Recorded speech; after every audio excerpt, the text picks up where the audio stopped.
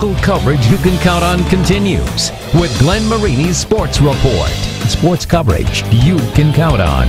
He's considered to be one of the best sports writers in the history of the state of Indiana, and he hails from Huntington. Bob Hammel was back in his hometown earlier this week, and we had the chance to chat with Bob about bylines, basketball, and of course, Bob Knight. I, Brooke Stetters, Mayor of the City of Huntington, do hereby proclaim May 14, 2019 to be Bob Hammel Day in the City of Huntington. Bob Hammel Day is officially in the books. And speaking of books, Bob's got a new one out. The Last Press Bus Out of Middletown is a memoir about the lifetime he spent covering sports. It's a declaration of how very, very lucky I was, because openings kept coming for me that I didn't earn or qualify for, and you know, if you're given the ball, if you don't score, it's your own fault. And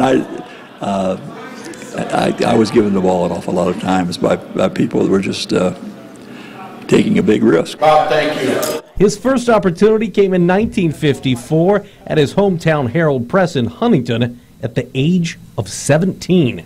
The editor was Howard Houghton, who lost his sports editor in the spring. I was a freshman at IU, and he sent me a letter asking if I'd like to take it for the summer while they looked for a permanent replacement.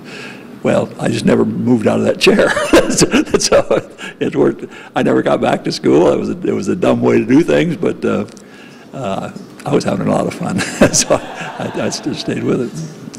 Bob eventually did get back to Bloomington. He was the Bloomington Herald-Times sports editor from 1966 to 1996. At Bloomington, I was under the one guy in America who would, as a small town newspaper publisher, would pay for sending me to places like the Olympics and the Final Fours, things of that nature, to be at the one paper in America that would take that risk and spend that money. And that's sheer luck.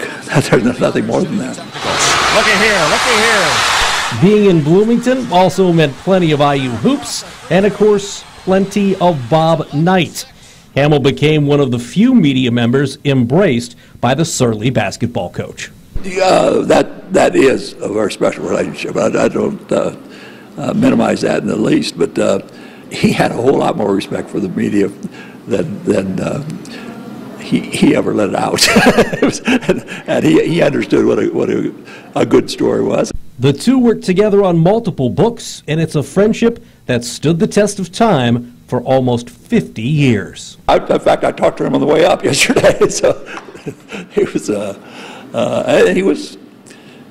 reading the book at the time, and he had some critical comments to make.